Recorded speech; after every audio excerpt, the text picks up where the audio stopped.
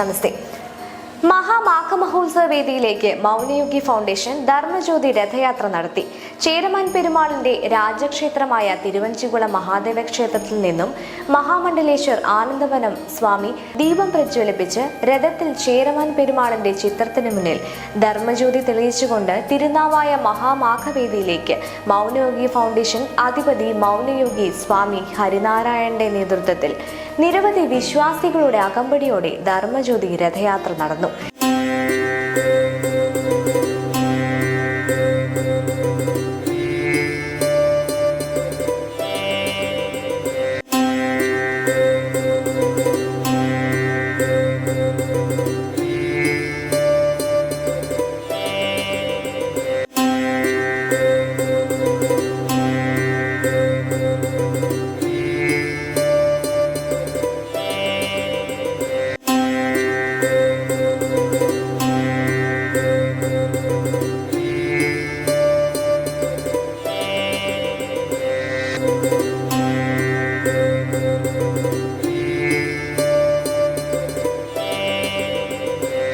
നമോ നാരായണായ.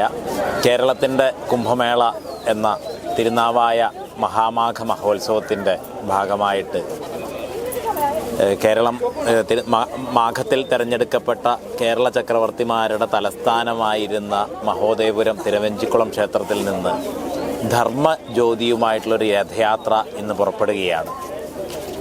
കേരളത്തിൻ്റെ സംസ്കൃതിയിൽ ഏറ്റവും വലിയ തെറ്റിദ്ധാരണകൾക്ക് ഇടം നൽകിയിട്ടുള്ള ഒരു വളച്ചൊടിക്കലാണ് കേരളത്തിൻ്റെ അവസാനത്തെ ചക്രവർത്തിയായിരുന്ന ചേരമാൻ പെരുമാളിൻ്റെ ചരിത്രവുമായി ബന്ധപ്പെട്ടിട്ടുള്ളത്.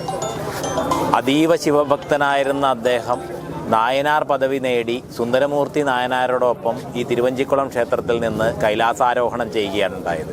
പക്ഷേ നമ്മുടെ പല പാഠപുസ്തകങ്ങളിലും ചില നമ്മുടെ അനുഷ്ഠാന കലകളിൽ വരെ ഈ ചരിത്രത്തെ വളരെ വളച്ചൊടിക്കപ്പെട്ട് ചിത്രീകരിക്കുകയാണ് ഇക്കാലം അത്രയും ഉണ്ടായിരുന്നത്. അത് അവിടെ നിന്ന് തുടങ്ങുക മാത്രമല്ല, ഈ മാഘവുമായി ബന്ധപ്പെട്ടിട്ടുള്ള അവിടെയുള്ള പല തളിക്ഷേത്രം, ആ തളിക്ഷേത്രത്തെ നിലപാട് തറ എന്ന് പറയുന്നു. അവിടെ എടക്കളത്തൂർ ഭട്ടതിരി വാനനിരീക്ഷണം നടത്തിയിരുന്ന കിണറിനെ മാഘത്തിൽ അവസാന കാലത്ത് നടന്ന യുദ്ധകാലങ്ങളിൽ കൊല്ലപ്പെട്ട പടയാളികളെ ആന കൊണ്ട് ചവിട്ടിച്ച് താഴ്ത്തി. കാരണം നമ്മൾ ശത്രുക്കളെപ്പോലും അവരുടെ മൃതദേഹത്തോട് പോലും എല്ലാ സംസ്കാരക്രിയകളും ചെയ്ത് ദഹിപ്പിക്കുന്ന, അവിടെ ചുടലപ്പറമ്പ് അടുത്തുണ്ട്. ആ ഒരു സംസ്കൃതിയാണ് നമ്മുടെ. ഈ കിണറ്റിൽ ചവിട്ടി താഴ്ത്തുന്ന സംസ്കൃതി വേറെ ചിലരുടെയാണ്. അപ്പോൾ ആ ഒരു ഇത് തെറ്റിദ്ധരിപ്പിക്കുന്ന വിധത്തിൽ അത് അങ്ങനെയാക്കുന്നു. പഴയ ശിലായുഗ സ്ഥാനമായിട്ടുള്ള മുനിയറകളെ മരുന്നറ എന്നുള്ള രീതിയിൽ ചിത്രീകരിക്കുന്നു. അതുപോലെ ഈ ഇതിൽ തന്നെ ഇപ്പോൾ നമ്മുടെ ഓരോ കേരളത്തിൻ്റെ പഴയ ചരിത്രത്തെ നോക്കിക്കഴിഞ്ഞാൽ ഇവിടെ ഹിന്ദു സംസ്കൃതി എത്രമാത്രം ശക്തമായിരുന്നു എന്നുള്ളതാണ് യഥാർത്ഥ ചരിത്രം എന്നുണ്ടെങ്കിൽ അത് വളരെ വികലമായിട്ടും തെറ്റിദ്ധാരണകൾ ഉണ്ടാക്കുന്ന വിധത്തിലും തെറ്റായിട്ടുള്ള രീതിയിലും ചിത്രീകരിക്കലാണ് ഇക്കാലം അത്രയും. അത് ഔദ്യോഗികമായി പോലും സംഭവിച്ചിട്ടുള്ളത്. ബോധപൂർവമായിട്ടുള്ളൊരു പരിശ്രമമാണ് അതിൻ്റെ പിറകിലുള്ളത്. അതിനെയെല്ലാം മാറ്റിക്കൊണ്ട് കേരളത്തിൻ്റെ യഥാർത്ഥത്തിലുള്ള ചരിത്രത്തെ, യഥാർത്ഥത്തിലുള്ള സംസ്കൃതിയെ ജനങ്ങളെ അറിയിക്കുക, ആ പൂർവമായ പ്രൗഢിയെ, അഭിമാനത്തെ, ധീരതയെ മുന്നോട്ട് കൊണ്ടുപോവുക എന്നുള്ള മഹത്തായ ഒരു ലക്ഷ്യത്തോടു കൂടിയാണ് ഈ ധർമ്മജ്യോതി രഥയാത്ര പുറപ്പെടുന്നത്. ഈ ധർമ്മജ്യോതി വരും കാലങ്ങളിൽ കേരളത്തിൻ്റെ ആകെ ധർമ്മജ്യോതിയായി, ഭാരതത്തിൻ്റെ ആകെ ധർമ്മജ്യോതിയായി പ്രസരിക്കും. എങ്ങനെയാണോ ഭാരതത്തിൽ ഭാരതപ്പുഴ എന്നുള്ള നദി കേരളത്തിൽ വന്നത്, അതുപോലെ ഒരു കാലത്ത് കേരളത്തിലെ ധാർമ്മികാചാര്യന്മാരാണ് ശങ്കരാചാര്യസ്വാമികളും ശ്രീനാരായണ ഗുരുദേവനെ പോലുമുള്ള ആളുകളാണ് ഭാരതത്തിന് ആധ്യാത്മികമായിട്ടുള്ള മാർഗനിർദ്ദേശം, ധാർമ്മികമായ മാർഗനിർദ്ദേശം നൽകിയത്. അതുപോലെ വരും കാലങ്ങളിൽ കേരളത്തിൽ നിന്നുള്ള ധർമ്മത്തിൻ്റെ സന്ദേശം ഭാരതത്തിൻ്റെ സന്ദേശമായിട്ട് ലോകം മുഴുവൻ പ്രസരിക്കുന്നതിനുള്ള ഒരു തുടക്കമാണ് ഈ ധർമ്മജ്യോതി രഥയാത്രയും 271 വർഷങ്ങൾക്ക് ശേഷം പുനരുജ്ജീവിപ്പിക്കപ്പെടുന്ന ആ പൂർവമായ പ്രൗഢിയെ വീണ്ടെടുക്കുന്ന മാഘമഹോത്സവവും.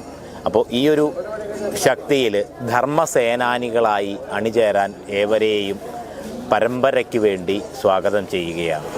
നമസ്കാരം. ഭാരതത്തിൻ്റെ അസ്മിത എന്ന് പറയുന്നത് ആത്മീയതയാണ്. ആ ആത്മീയതയുടെ സ്വത്വം നമ്മൾ കണ്ടെത്തുമ്പോൾ മാത്രമാണ് യഥാർത്ഥത്തിൽ നമുക്ക് ഏറ്റവും ഉന്നതമായിട്ടുള്ള പുരോഗതി കൈവരിക്കാൻ വേണ്ടി സാധിക്കുകയുള്ളൂ. ലോകരാഷ്ട്രങ്ങൾക്ക് 500-1000 വർഷം മുന്നോട്ട് പോകണം ഇനി പുരോഗതി കൈവരിക്കാനെന്നുണ്ടെങ്കിൽ യഥാർത്ഥത്തിൽ ഭാരതത്തിൻ്റെ ആത്മാവ് കണ്ടെത്താൻ നമ്മൾ 5000-10,000 വർഷം പുറകോട്ടാണ് സഞ്ചരിക്കേണ്ടത്. അന്നത്തെ ആ ഒരു സംസ്കൃതിയെ നമ്മൾ ഉണർത്തിയെടുത്താൽ മാത്രം മതി എന്നുള്ളതാണ്. ഭാരതത്തിലെല്ലാം നടക്കുന്നത് ധർമ്മത്തിൻ്റെ അടിസ്ഥാനത്തിലാണ്. ആ ധർമ്മം പുതുതലമുറയിലേക്ക് വിസ്മൃതമായി പോയിട്ടുള്ള ആ ധർമ്മത്തെ സ്മൃതിപഥത്തിലെത്തിക്കുക എന്നുള്ളതാണ് യഥാർത്ഥത്തിൽ ഈ ധർമ്മജ്യോതി രഥയാത്ര കൊണ്ട് നമ്മൾ അർത്ഥമാക്കുന്നത്. തീർച്ചയായിട്ടും എല്ലാവരുടെയും സഹകരണങ്ങളുണ്ടാകണം. ധർമ്മത്തിന് വേണ്ടി നമ്മുടെ ജീവിതത്തെ സമർപ്പിക്കാൻ ഓരോരുത്തരും തയ്യാറാകണമെന്ന് മാത്രം അഭ്യർത്ഥിച്ചുകൊണ്ട് നിർത്തുന്നു. നന്ദി, നമസ്കാരം. വിവിധ ക്ഷേത്രങ്ങളിലെ സ്വീകരണങ്ങൾക്ക് ശേഷം 30-ന് വൈകിട്ട് തിരുനാവായിൽ ധർമ്മജ്യോതി രഥയാത്ര എത്തിച്ചേർന്നു.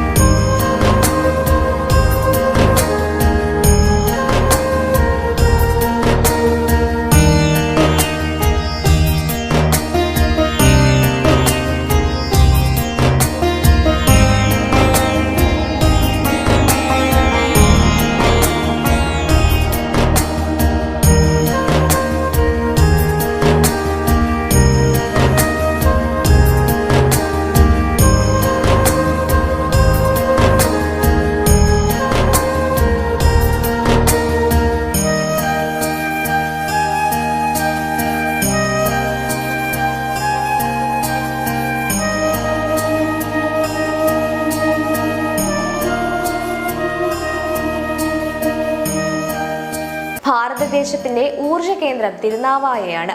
പണ്ടത്തെ കേരള ദേശമായ ഗോകർണം മുതൽ കന്യാകുമാരി വരെ എന്നറിയപ്പെടുന്ന ദേശത്തിന്റെ ഏതാണ്ട് മധ്യഭാഗത്താണ് തിരുനാവായ. കേരളത്തിന്റെ തലസ്ഥാനമായിരുന്നു തിരുനാവായ. കേരള രാജാവായി പെരുമാക്കളെ എല്ലാ ജനങ്ങളും ചേർന്ന് പെരുങ്കൂട്ടം കൂടി തിരഞ്ഞെടുത്തിരുന്നത് തിരുനാവായയിലെ മഹാമാഘ മഹോത്സവത്തിൽ വെച്ചായിരുന്നു. ഏറ്റവും ചെറിയ നാട്ടുരാജ്യങ്ങൾ എല്ലാ വർഷവും രാജാവിനെ തിരഞ്ഞെടുത്തതും വലിയ നാട്ടുരാജ്യങ്ങൾ 5 വർഷം കൂടുമ്പോൾ രാജാക്കന്മാരെ തിരഞ്ഞെടുത്തതും വ്യാഴവട്ടകാലമായ 12 വർഷത്തിലൊരിക്കൽ പെരുമാക്കളെ തിരഞ്ഞെടുത്തിരുന്നതും തിരുനാവായയിലെ ഭാരതപ്പുഴയുടെ വിശാലമായ മണപ്പുറത്ത് വെച്ചായിരുന്നു. സ്വന്തം നാട്ടിലെ വരവ് ചെലവ് കണക്കുകൾ തിരുനാവായ ദേശത്തുള്ള ഇഷ്ടദേവന്റെ മുന്നിൽ അവതരിപ്പിക്കുന്ന ഓലവായ്ക്കൽ എന്ന ചടങ്ങുമുണ്ടായിരുന്നു അന്ന്. ഇതെല്ലാം തിരുനാവായയിൽ വെച്ച് നടക്കാൻ കാരണം സമസ്ത ദേവതകളും സന്നിഹിതമായ ഈ മണ്ണിൽ വെച്ചെടുക്കുന്ന ഒരു തീരുമാനവും പിഴക്കില്ല എന്ന ഉറപ്പിലായിരുന്നു.